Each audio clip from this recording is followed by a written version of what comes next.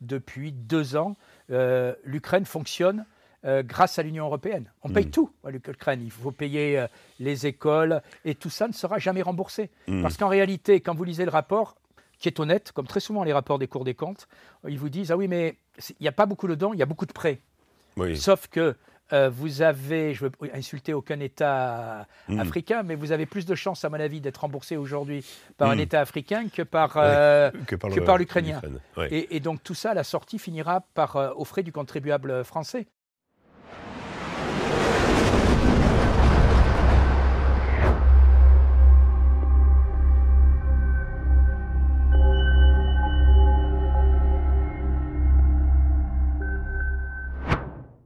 Bonjour à tous, chers abonnés d'Omerta, abonnés de la chaîne YouTube, également abonnés de l'application. N'oubliez pas toujours, je le répète à ceux qui nous rejoignent sur la chaîne YouTube, eh bien que nous avons une application Omerta sur laquelle se trouve l'ensemble de nos documentaires, également des bonus, l'avis de la rédaction, le making-of de nos reportages à l'étranger. Bref, vous avez beaucoup de choses sur cette application, 5 € par mois, 2 € pour les étudiants, ça vaut le coup d'aller y faire un tour. Et je le dis spécifiquement parce que certains abonnés de notre chaîne YouTube parfois ne sont pas au courant de l'existence de cette application. Voilà, je rappelle également la parution il y a quelques semaines et pour dire qu'il est toujours en kiosque de notre numéro d'Omerta sur la région des Grands Lacs et particulièrement sur le Congo. Congo, silence, on tue. Donc vous pouvez toujours le trouver dans 5000 points de vente en France. Je vais y arriver. Voilà, merci beaucoup d'être avec nous. Aujourd'hui, on va faire un petit point plus particulièrement orienté sur l'Europe et c'est pour ça que je reçois Thierry Mariani. Bonjour. Bonjour Thierry. Alors vous êtes député européen, je ne vous présente pas parce que tout le monde vous connaît à peu près, enfin en tout cas parmi nos auditeurs. Vous êtes député européen depuis 2019 et vous serez candidat au municipal l'an prochain à Paris. Voilà, donc... petite réaction d'abord, ce que j'aimerais de votre part, sur les propos du chef d'état-major français, chef d'état-major des armées, Fabien Mandon, qui cette semaine a déclaré, je le cite, « L'armée française doit être prête à un choc dans 3-4 ans face à la Russie qui peut être tentée de poursuivre la guerre sur le continent. » Alors, cette séquence a été suivie par des propos de son adjoint, le général Schill, qui est arrivé sur le plateau d'RTL avec une tenue camouflée pour nous expliquer « Ce matin, tout peut basculer ». La séquence a également été poursuivie par diverses prises de position dont le summum me semble être celle du journaliste Renaud Pila qui à partir de son téléphone en direct sur LCI nous expliquait l'itinéraire des Russes pour arriver chez nous, partant de la Moldavie, passant par l'Autriche, la Suisse, pour arriver jusqu'à la place de la Concorde avec les fameux chars. Pourquoi selon vous, brutalement, cette emphase guerrière ? Pourquoi ? Parce que moi je pense que beaucoup en Europe et certains en France rêvent d'une guerre. Vous savez, une guerre par moment, malheureusement, c'est aussi le moyen de faire oublier ses échecs. Je suis député européen. Quand je regarde la manière dont sont conduits les débats, les propos de la plupart de mes collègues, et quand je dis la plupart, c'est plus de 80% sur 720 députés, pour eux, la guerre est inévitable. D'abord, la guerre, visiblement, ça effraie plus personne. On est aujourd'hui dans des générations où personne n'a connu la guerre. Personne, les guerres, c'est à la télé. Et donc, c'est devenu une sorte d'hypothèse comme une autre, sans mesurer forcément le drame et tout ce que ça peut entraîner. Ensuite, me tournant vers la situation française, j'ai trop de respect pour les militaires pour dire ce que je pense de leurs propos. J'ai été enseigné, éduqué dans une école militaire à Aix-en-Provence, donc j'ai un profond respect pour les militaires, mais comme je côtoie les politiques, j'en ai peut-être moins pour certains politiques. Franchement, on voit très bien que c'est la dernière bouée de secours de M. Macron. Voilà. Et d'ailleurs, c'est symptomatique que quand on regarde les sondages des personnalités politiques en Europe, quasiment les deux plus mauvais aujourd'hui, c'est le Premier ministre britannique, Keir Starmer, et Emmanuel Macron. Les deux rêvent d'une guerre extraordinaire, à faire des coalitions qui ne se dérouleront jamais parce que malheureusement, il n'y a toujours pas la paix. Et donc, on entretient un climat qui consiste à dire la guerre est inévitable. Voilà. Et vous devez répéter la guerre est inévitable. Et aujourd'hui, tout le monde... j'allais dire, met son grain de sel pour expliquer ces propos-là. Je ne les avais pas vus, je n'ai pas vu cette émission, mais ça ne me surprend pas parce que si vous voulez être bien vu par les médias mainstream, vous devez expliquer que préparez-vous à la guerre, elle est inévitable. Voilà, donc je pense que la guerre n'est pas une fatalité. Je pense que si elle éclate, c'est parce que certains l'auront voulu. Comme d'ailleurs, on en parlera peut-être, mais cette guerre à l'heure actuelle en Ukraine, certains l'ont voulu à l'Est, mais à l'Ouest aussi. Et donc, tout ça m'inquiète parce que y a une sorte d'accoutumance. Vous savez, bien sûr. J'ai l'impression que c'est une comme... petite musique de fond. Voilà, on vous donne une dose, 2 doses, 3 doses, et après, ça y est, bon, vous êtes accro et vous êtes calme. Et donc, aujourd'hui, beaucoup de nos politiques et beaucoup de nos médias sont... en réalité branchés sur la guerre est inévitable. Et puis vous avez périodiquement des rapports qui vous disent que les services secrets du Liechtenstein ou du Danemark ont trouvé que en 2027, la guerre était inévitable, ou en 32, elle est inévitable. Je ne connaissais pas ce rapport-là qui nous expliquait où allait passer... ça, c'est un journaliste, hein, mais les coutumiers du fait, Bruno Pilat. Non, puis vous avez des abonnés, quoi. Bruno Tertrais. Oui, bien sûr. Je relisais hier soir, c'est extraordinaire. Ça, c'est un de mes favoris. Franchement, je relisais les articles qu'il a écrits sur l'Irak et la Serbie. Je vous invite tous vos auditeurs, là, vous tapez Bruno Tertrais, Irak, et vous vous rendez compte que finalement, certaines maladies, même avec les vaccins, ne se soignent pas. Appelant à la guerre et toujours mais il disait très clairement dans un long article, qui d'ailleurs c'est le premier qui sort si vous tapez les deux mots, là, on n'est pas sûr qu'ils aient des armes, mais quand même il faut la guerre parce que c'est le moins pire, etc. Et donc ces gens-là sont, j'allais dire, biberonnés à l'OTAN, et récite par moments le discours sans aucun problème. Moi, je pense heureusement que la guerre est évitable. Et puis, je répète, la guerre, c'est pas 2% d'inflation, quoi. C'est beaucoup plus grave. On a pu remarquer, alors là, on parle d'une séquence liée aux propos du chef d'état-major des armées qui semble avoir débridé certains, c'est-à-dire tout à coup, chacun accourt et il va de son petit couplet. Juste avant, il y avait eu ce fameux sommet de Copenhague, où, à l'occasion de ce sommet, il y a eu tout à coup une sorte d'hystérie anti-drone. On a vu des drones un peu partout naviguer. Certains ont perturbé l'espace aérien. Il y a eu ce pétrolier qu'on a imaginé porteur de drones. Boracay. Voilà, et qui finalement s'est avéré être un pétrolier chinois qu'on a fini par laisser repartir. Il y a eu aussi, vous parlez de l'Europe, mais votre chef, à vous les députés européens, Ursula von der Leyen, qui aurait eu le GPS de son avion. Tout ça a été débunké, mais on continue quand même à dire... avec l'accélération de la menace russe. En fait, avant de parler de guerre, on parle de menace russe. Et en réalité, quand on se penche sur les faits, les Russes ne sont pas innocents. De temps en temps, ils font du touche-touche avec nos frontières et leurs avions. Ils sont là aussi, peut-être qu'ils sont là sur les réseaux sociaux, c'est sans doute une réalité, mais il semble que, et je parle de drones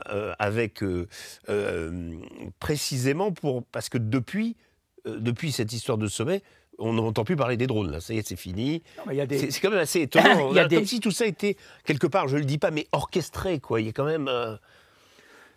Vous iriez jusqu'à penser que c'est... Je ne pense pas que c'est orchestré, mais tout est utilisé, quoi. On a vu quand même cet épisode extraordinaire où on nous a expliqué que les punaises de lit, à un moment, alors que c'était la première ministre, qui avait popularisé, au sens parler de ce problème, que c'était les Russes. En fait, tout maintenant est les Russes, quoi. Les bijoux de la couronne au Louvre aussi. Oui, d'ailleurs, je suis arrivé ce matin... François Hollande qui le dit, qui l'a suggéré. Oui, bien sûr. Mais je suis arrivé avec un train en retard ce matin de Bruxelles. Je pense que c'est les Russes encore qui avaient provoqué le retard. Non, tout ça est grotesque et tout ça est dangereux. D'abord, ce qui me déçoit, c'est quand c'est colporté par des personnes pour qui j'ai de l'estime. Je me souviens des vœux le 13 juillet du chef d'état-major français à l'hôtel de Brienne, qui, si ma mémoire est bonne, a commencé son discours en disant Poutine l'a dit, nous sommes le principal ennemi aujourd'hui en Europe. Thierry Burkhardt, de la Russie. Précédent. Et pour une fois, la presse avait fait son job correctement. Je me souviens de France Info qui avait, comme on dit, débunké ses propos et qui avait dit « on n'a jamais trouvé ça nulle part, jamais ça ». Peut-être que les Russes le pensent, mais ils ont un autre sens de la diplomatie que nous, et ça n'a jamais été dit. Et donc, on a un climat, je le répète, qui avance, où tout est propice à expliquer qu'il y a des tensions avec la Russie. Les drones, au Parlement européen, on a quand même fait à la dernière session une résolution anti-drone. Bon, voilà. On adore au Parlement européen voter des résolutions. Hein. Ça ne change rien. Pour la petite histoire, j'y résiste pas. J'ai arrivé au Parlement européen, on avait voté une résolution sur l'Eswatini, parce qu'un pauvre garçon homosexuel avait été brûlé, ce qui est tout à fait condamnable, que les choses soient claires. Mais à la sortie de cette résolution, je me suis tourné vers certains de mes voisins, je leur ai dit « Tu sais où c'est l'Eswatini ?» Non. Mais on votait une résolution contre l'Eswatini. Je leur ai appris que c'était l'ex-Zululand. Et donc au Parlement européen, tout est bon pour voter des résolutions. Donc on a voté une résolution contre les drones. Par exemple, je rappelle qu'à un moment, il y avait eu aussi des reportages à la télé sur des drones en Lituanie qui survolaient. Puis on a découvert, mais le Parisien l'a mis en tout petit, on a découvert que les fameux drones, c'était des trafiquants de cigarettes qui faisaient passer des cigarettes du Bélarus à je ne sais pas où. Également des ballons dirigeables qui ont été attribués à la Russie et qui ont aussi été... Tout. Et alors moi, j'ai noté la date, il faut la noter, je crois, le 29 avril. Le 29 avril, parce qu'on a quand même eu en France pendant 3 jours le bateau espion, il s'appelait le Boracay, de pavillon béninois avec des équipages chinois qui devaient avoir des drones russes. À la sortie, tout le monde a été relâché, le bateau est parti, personne ne s'est excusé. Mais il y a quand même un acte de justice qui va être fait. Il y a un refus d'obtempérer. Je crois qu'on en fait 5 000 ou 6 000 malheureusement en France. Donc j'attends la date du procès, qui, comme je l'ai dit, sera au mois d'avril, pour voir si le capitaine du Boracay, qui a osé ne pas obéir tout de suite, sera condamné à quelque chose. Et il avait quand même des choses à se reprocher, parce qu'il ferait partie de cette fameuse flotte fantôme qui, on va dire, fait circuler le pétrole russe sur Terre et permet de contourner les sanctions. La flotte fantôme, tout le monde sait où elle est. Et puis elle n'est pas fantôme. Voilà, je veux dire, c'est pas Capitaine des Caraïbes où la nuit ils apparaissent, etc. Non, mais tout ça, si on n'était pas au bord de la guerre, ce serait marrant. Le problème, c'est que tout ça peut déraper du jour au lendemain. Alors, on va revenir sur la guerre et sur l'Ukraine. Le président ukrainien Volodymyr Zelensky vient de demander aux Européens, là, dans un discours, c'est tout frais hier, un soutien financier stable pour encore 2 ou 3 ans. Alors, en tant que parlementaire européen, vous assistez sur le fait que l'Europe devient véritablement le bailleur de fonds du conflit européen, du conflit en Ukraine maintenant. Il suffit de lire le dernier rapport de la Cour des comptes de l'Union européenne. Vous le trouvez sur le site Cour des comptes de l'Union européenne. Il est traduit en français pour se rendre compte que depuis 2 ans, l'Ukraine fonctionne grâce à l'Union européenne. On paye tout à l'Ukraine. Il faut payer les écoles et tout ça ne sera jamais remboursé. Parce qu'en réalité, quand vous lisez le rapport, qui est honnête, comme très souvent les rapports des cours des comptes, ils vous disent « Ah oui, mais il n'y a pas beaucoup de dons, il y a beaucoup de prêts. » Sauf que vous avez, je ne veux insulter aucun État africain, mais vous avez plus de chances, à mon avis, d'être remboursé aujourd'hui par un État africain que par l'Ukrainien. Et donc tout ça, à la sortie, finira par aux frais du contribuable français. Deuxième chose, moi, je n'ai jamais voté la moindre sanction et la moindre aide financière à l'Ukraine. Voilà, d'abord, on m'accuse d'être proche des Russes. Je vais vous faire une confidence. Enfin, ce n'est pas une confidence. Le seul groupe d'amitié que j'ai présidé dans cette région, quand j'étais député, puisque j'ai été député français 25 ans, c'était France-Ukraine. Voilà, j'ai présidé France-Ukraine, ce qui m'a donné d'ailleurs l'occasion... C'était peut-être une autre Ukraine. C'était l'Ukraine qui... Yanukovych, non? C'était l'Ukraine de Yanukovych. Et après... qui est passé, effectivement, j'ai vécu les époques de Maïdan, 2013, 2012. Mais d'ailleurs, comment ça se passait au niveau de votre cercle d'amitié franco-ukrainien? Le Maïdan, vous étiez divisé, certains étaient pour... Non, c'était le groupe d'amitié parlementaire. C'est-à-dire que dans le groupe d'amitié parlementaire, c'est plus du suivi de relations. Après, chacun avait ses opinions. Et puis, sur le moment, personne n'a vraiment compris ce qui se passait, il faut dire la vérité. On était quelques-uns à dire en réalité c'est un coup d'État. Voilà. mais beaucoup acceptaient le narratif officiel qui consistait à dire que c'était une révolution spontanée, etc. Aujourd'hui, je crois que même ceux-là en sont revenus. Et même une réponse à l'annexion de la Crimée? Non, le rattachement de la Crimée, Le vous voulez rattachement. dire. Voilà, attention, monsieur.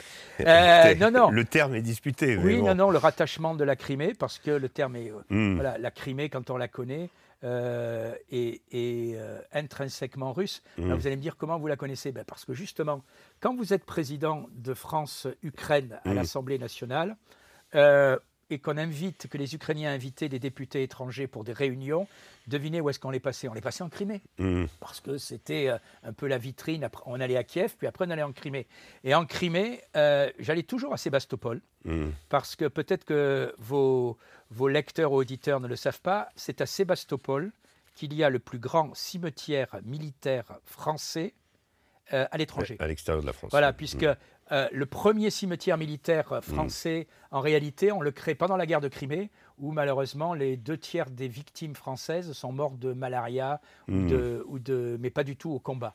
Et donc il y a ce cimetière militaire français à Sébastopol, et donc chaque fois on y allait, ce qui nous permettait de voir l'état de la Crimée. L'état de la Crimée à l'époque, quand on discutait avec des gens, c'est des gens qui avaient l'impression qu'ils étaient rejetés, on voyait très bien qu'il n'y avait aucun investissement, etc. Et quand on me dit, allez, les Russes ont conquis la Crimée, je pose deux questions. Combien de morts et combien de réfugiés? Parce que quand j'entends les médias européens, on a l'impression que toute la population était terrorisée. Il n'y a pas eu un réfugié quand, voilà. Parce non, que et il y a aussi un chiffre significatif, c'est le nombre de soldats ukrainiens présents en Crimée par rapport à ceux qui sont partis. Oui. Et je crois qu'on est à 3 quarts ou 80% de la garnison, qui est que resté. 12 000 hommes qui sont décidés de rester en Crimée. C'est le rapport que cite entre autres Xavier Moreau dans son dernier ouvrage. Voilà, donc effectivement, bon, la Crimée culturellement était russe. Je le répète, le meilleur exemple, il n'y a pas eu de combat. Comme vous le rappelez, même les soldats qui étaient stationnés et qui avaient officiellement à cette époque-là le drapeau ukrainien sont passés sans aucun problème du côté russe. Et il n'y a surtout pas le moins de réfugiés. Donc la Crimée, c'est quand même un cas à part. Alors je vais revenir sur ces fameuses aides. Donc l'Europe, mon principal bailleur de fonds, il y a un chiffre assez significatif pour l'an prochain dans le budget américain. L'aide à l'Ukraine est aussi autour de 500 millions de dollars. En chute libre par rapport aux dizaines de milliards investis dans les années précédentes. Est-ce que ça veut dire que maintenant l'Europe est aux commandes avec le matériel américain, puisque nous achetons du matériel américain pour le donner aux Ukrainiens? C'est génial, non? C'est quand même incroyable. C'est génial. Non, mais... Et vous avez assisté, à vous, en tant que député européen, à la mise en pratique de tout ça? Oui, mais je pense qu'il faudrait créer l'Oscar de la connerie et le donner à l'Union européenne. Franchement, aujourd'hui, on finance sans contrôle quasiment l'Union européenne, je dis bien sans contrôle. En novembre 2021, c'est-à-dire novembre 2021, c'est quelques mois avant le début des hostilités. Enfin, la reprise des hostilités, puisque pour moi, elles ne se sont jamais arrêtées depuis 2014. Il y a un rapport de l'Union européenne qui, donc les combats ne sont pas étendus, qui dit où est passée l'aide de l'Ukraine. Je peux vous citer les chiffres de mémoire. Le rapport dit, avant cette période, dans les dernières années avant ce rapport, on avait donné 17 milliards à l'Ukraine. 17 milliards. Où est-ce qu'ils sont passés? Et le rapport dit, en réalité, tout ça a servi à enrichir la grande délinquance. Et les milieux mafieux et la grande corruption. Voilà. Il y a même un exemple, un chapitre qui est assez, j'ose pas dire marrant, qui est assez dramatique. Par exemple, à un moment, on avait donné 1 milliard pour aider les hôpitaux ukrainiens pendant la crise de Covid. Et les rapporteurs disent on a contacté la plupart des hôpitaux en Ukraine, pas un n'en a vu 1 euro. Donc on sait que cet État est structurellement gangréné par la corruption à un niveau sans commune mesure. Et aujourd'hui, on sait que ça continue. Alors, justement... Et on continue à déverser des milliards sans contrôle parce que, pour le moment, tout ça, n'est pas trop ruineux par l'Union européenne parce qu'on le fait, je le répète, essentiellement sur des prêts. Il y a toujours une petite partie dedans, mais sur des prêts. Or, à partir de 2029 ou 2030, je ne me souviens plus l'année donnée par la Cour des comptes, l'Ukraine va devoir commencer à rembourser. Et là, les Français vont recevoir la note. Je dis les Français, pourquoi? Parce qu'on oublie toujours que l'Union européenne, ce n'est pas de l'argent magique. C'est ce que j'essaie d'expliquer aux gens quand on dit l'Union européenne donne, l'Union européenne donne. L'Union européenne, il y a des clés de répartition. Le plus gros contributeur, c'est l'Allemagne, 22%. Désormais, la France, 19%, deuxième contributeur. Et troisième contributeur, l'Italie, qui est à 15 ou 16%. Ça veut dire que chaque fois que, par exemple, vous entendez on a donné 50 milliards à l'Ukraine, 50 milliards, ben, faites le compte, 50 milliards, ça fait à peu près 8 ou 9 milliards. Français. Donnés, je ne dis pas de bêtises, 10%, c'est 5, oui, donnés par les Français, 8 à 9 milliards. Et pendant ce temps, au Parlement français, on rame pour économiser 500 millions, etc. Et le tonneau est ouvert, c'est sans fond. Et donc, aujourd'hui, on atteint quand même le summum de la bêtise sur 2 points. C'est-à-dire que, comme vous l'avez très bien décrit, désormais, les Américains, dans leur grande générosité, acceptent de vendre des armes aux Européens pour qu'on les donne aux Ukrainiens. Oui. Et en plus, comme cela a été révélé, je crois, par leur secrétaire à la Défense, ils prennent même 10% de plus pour subventionner je ne sais plus quoi de la défense américaine. C'est quand même extraordinaire. Et puis, pendant ce temps, l'Union européenne dit qu'elle a créé un fonds de 150 milliards pour réarmer l'Europe. Et 15% de ces 150 milliards peuvent être des armes qui ne sont pas fournies en Europe. C'est-à-dire qu'en plus, on subventionne, on prévoit dans les subventions une partie pour acheter des armes aux États-Unis. Elle n'est pas belle, la vie, pour les Américains? Oui. Alors, je vais quand même revenir sur l'histoire de la corruption et de l'Ukraine, parce que c'est intéressant, au début de son mandat, de son deuxième mandat, Donald Trump avait, à l'époque où il prenait un peu Volodymyr Zelensky à la gorge, et il avait réclamé un audit sur des fonds investis en Ukraine, sur les fonds, on s'était aperçu qu'il y avait plusieurs dizaines de milliards qui manquaient. Le New York Times a révélé récemment que pour les contrats d'armement, l'Ukraine, alors en fait, c'est pas le New York Times qui a fait une enquête, c'est le New York Times qui a pris les audits qui ont été faits par des Ukrainiens eux-mêmes, parce qu'il y a quand même des commissions indépendantes qui ont été mises en place. D'ailleurs, Volodymyr Zelensky a tenté de s'attaquer, sans succès. Mais là, il y a un organisme justement qui fait ces audits, qui est indépendant du ministère de la Défense notamment, et le New York Times, en regardant les audits, a remarqué que l'Ukraine favorise systématiquement les offres les plus onéreuses. Voilà. Parce qu'ils sont payés, la corruption est toujours au pourcentage. Exactement. Donc, ce qui traduit un soupçon de corruption, sans l'établir fermement. Mais est-ce à dire, finalement, quand on regarde ça, parce que ça, on parle de 3 ans de guerre. On pourrait penser qu'on a nettoyé les choses. En fait, nos démocraties, quelque part, alimentent un système corrompu, en fait. Les démocraties alimentent un système corrompu, parce que d'abord, ça fait tourner une partie de notre économie, soyons honnêtes. Deuxièmement, depuis que l'opération spéciale, comme les Russes l'ont nommée, a démarré. L'opération militaire spéciale. Oui, militaire, vous avez raison. Ouais, vous parlez mieux la langue du Kremlin que moi. Non, plus sérieusement, c'est une opération gigantesque pour les Américains. Regardez, avant, on avait une énergie propre, pas chère et écologique. Enfin, propre, pas chère et proche. Voilà. Aujourd'hui, maintenant... l'Europe achète une énergie qui est beaucoup plus lointaine, beaucoup moins écologiste, puisqu'on sait très bien que le gaz de schiste, américain, c'est du gaz de schiste, mais GNL, c'est beaucoup mieux. Et qu'en plus, on la paye plus cher. Et en plus, maintenant, on achète des armes aux Américains pour le grand gagnant de toute cette guerre, quoi qu'il arrive, ce sera les États-Unis. Voilà. Après, sur l'Ukraine... aujourd'hui, c'est quand même l'autre escroquerie, c'est que ça nous est présenté comme un modèle pour l'Union européenne et qu'il faut défendre. Alors ça, c'est aussi une des caractéristiques. Il y a aussi cette histoire de Nord Stream, qui est quand même intéressant, parce que là, on arrive avec un certain nombre d'acteurs ou du plasticage ou faisant partie de cette opération d'origine ukrainienne. Là, l'Italie vient d'accorder l'extradition, mais on a vu la Pologne tenter d'intervenir pour que cette extradition vers l'Allemagne n'ait pas lieu, parce que ça alimenterait une narration pro-russe. Ah non, c'est même pire que tout. On est dans la réalité est dangereuse, en fait. C'est même pire que tout, quoi. On est capable de continuer 20 ans une enquête sur un sujet dramatique, mais qui concerne 1 ou 2 personnes. Mais par contre, je vous rappelle qu'il y a eu 3 enquêtes lancées après le sabotage du Nord Stream. 2 ont été fermées très vite. Et il ne reste plus que les Allemands.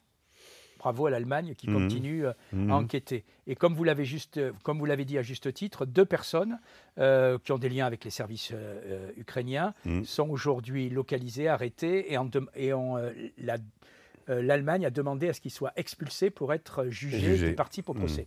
L'un des deux, qui est en Pologne aujourd'hui, la Pologne s'y oppose. Et alors, ce qui est extraordinaire, c'est le tweet de Donald Tusk, qui est quand même Premier ministre, qui dit « On ne l'expulsera pas, l'affaire de Nord Stream est close. » Terminé. En anglais, je ne sais plus quelle est sa phrase exacte. Et donc, ce qui veut dire que pour M. Tusk, qui est un européiste dans la lignée de von der Leyen, il est hors de question d'enquêter. C'est-à-dire que ce sabotage, quand même, a mis en l'air une partie de l'énergie, du système énergétique qui approvisionnait l'Europe et notamment l'Allemagne. Mais il ne faut surtout pas connaître la vérité. C'est quand même hallucinant. Mais de toute façon, toute cette histoire... on n'a plus besoin de vérité, quoi. Je veux dire, on n'a plus besoin de vérité. Dès qu'on voit un drone, il est russe. Et si jamais quelqu'un ose dire, c'est peut-être un trafiquant de cigarettes. Alors là, vraiment, vous êtes un complice du Kremlin qui, tous les mois, vous paye, bien sûr. Alors, il y en a un qui est un petit peu l'empêcheur de tourner en rond en Europe, c'est Viktor Orban, évidemment. Il a déclaré récemment, au lieu de faire preuve d'arrogance, de souffler par rapport aux propos des généraux, de souffler, il ne répondait pas à ses propos, mais à un contexte général, de souffler sur les braises d'une guerre sans fin. Nous devons négocier avec la Russie. Seul le dialogue peut amener la paix sur notre continent. Alors, ce qu'on a quand même remarqué, il n'y a pas si longtemps que ça, que certains, au niveau européen, proposaient de priver la Hongrie de son droit de veto à la Commission européenne en raison de ses choix géopolitiques et de sa persistance à acheter du pétrole aux Russes. Alors, cette Hongrie, elle s'est développée depuis ces dernières années sur une trajectoire inverse du modèle européen, exaltant son passé, son identité, refusant l'immigration et pratiquant une diplomatie qui parle à tout le monde, Russie comprise. Est-ce que pour vous, ça a été une surprise que Budapest ait été choisi par Poutine et par Trump pour accueillir leur possible prochain sommet? Non, parce que aujourd'hui en Europe, Orban et Fico en Slovaquie, mais Orban a plus de stature, d'histoire personnelle. Ce sont les deux États qui cherchent la paix. Parce que quand on regarde, Orban a quand même dit quelque chose qui mérite la guillotine. Il a dit qu'il fallait chercher la paix. Voilà. Et Fico est allé aux commémorations à Moscou. Et von der Leyen et tous les autres ont immédiatement expliqué que les propos d'Orban étaient scandaleux. Voilà. Orban est peut-être le seul, est l'un des très très rares à effectivement essayer de trouver une voie de dialogue et une voie pour arrêter une guerre qui peut déraper du jour au lendemain. Voilà, et donc on voit très clairement qu'en Europe, toute personne qui dit peut-être il est temps d'arrêter ça, peut-être il faut négocier la paix, aujourd'hui est un hérétique. Moi, je pense que l'Union européenne fonctionne comme une religion. Quand je fais des conférences dans les écoles, je dis toujours, si vous voulez comprendre l'Union européenne, c'est une religion. Si vous ne partagez pas son objectif, vous êtes un hérétique. Et comme tous les hérétiques, vous devez. Alors, on ne vous brûle plus aujourd'hui, mais. Socialement, peut-être. Mais socialement, on essaie de vous cramer, et puis on essaie de vous salir par tous les moyens. Si vous ne partagez pas, c'est que vous êtes payé, c'est que vous avez des accointances, c'est que vous avez des intérêts. D'ailleurs, c'est toujours marrant, excusez-moi, la question des journalistes, c'est mais monsieur Mariani, quels sont vos intérêts pour défendre ces positions? Je réponds non, c'est simplement des convictions, quoi, voilà. Et donc, je pense que l'attitude d'Orban est la seule responsable en Europe. Voilà, c'est quelqu'un qui effectivement veut essayer de nous éviter une guerre. Par contre, pour l'Europe, c'est une bête à abattre. C'est une bête à abattre parce qu'il ne partage pas l'idéologie de l'Europe. Et je dois dire que les Hongrois, depuis des années, sont pénalisés par l'Union européenne. L'Union européenne qui se voulait généreuse, vous savez, à un moment, on disait l'Union européenne, ça fait rêver. Mais aujourd'hui, ça fait chanter un pays comme la Hongrie, c'est-à-dire les Hongrois sont privés d'une partie des aides et des subventions auxquelles ils ont droit en tant que membres parce que les positions de M. Orban ne conviennent pas. Et donc cette Union européenne, je pèse mes mots, est totalitaire.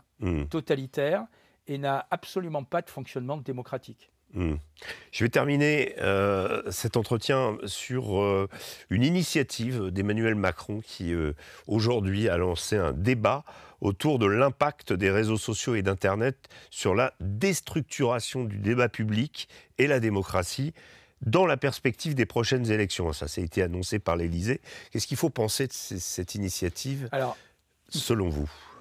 Non, mais tout ça, en réalité, tous les moyens sont bons pour essayer de contrôler les réseaux sociaux, parce que les réseaux sociaux, c'est quoi? C'est le moyen d'échapper aux médias mainstream.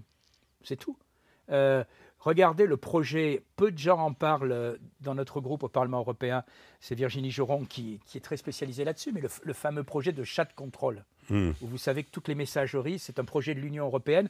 Au début, j'ai cru que c'était une blague, où sous prétexte de lutter contre la pédopornographie ou la pédocriminalité, tous les messages que vous enverriez sur vos messageries personnelles, privées, même avec votre femme, devraient être avant checkés et contrôlés. Et donc, en réalité, on va voir multiplier les projets de contrôle, puisque tous ces gens-là, ils n'ont qu'une obsession, c'est faire en sorte que tous les médias alternatifs soient cassés, détruits. Alors, la pédopornographie, l'atteinte aux mineurs. Mais aujourd'hui, on est dans une Europe et dans une France où le seul moyen aujourd'hui, c'est comment contrôler, maîtriser la liberté d'expression. C'est quand même extrêmement grave. Voilà. Il est évident qu'aux prochaines élections, tous ceux qui mettront en cause le bilan de M. Macron seront forcément des suppôts de l'étranger. Je ne sais pas, ça peut être russe, ça peut être chinois, mais ça devient tellement caricatural qu'on ne peut même plus en rire. Thierry Mariani, merci beaucoup. Merci d'être venu sur Omerta aujourd'hui. Quant à vous, j'espère que cette émission vous a plu et que vous reviendrez toujours plus nombreux la semaine prochaine pour assister à une nouvelle édition du Grand Entretien. D'ici là, je vous souhaite une excellente journée et je vous dis à très bientôt. Portez-vous bien. Salut.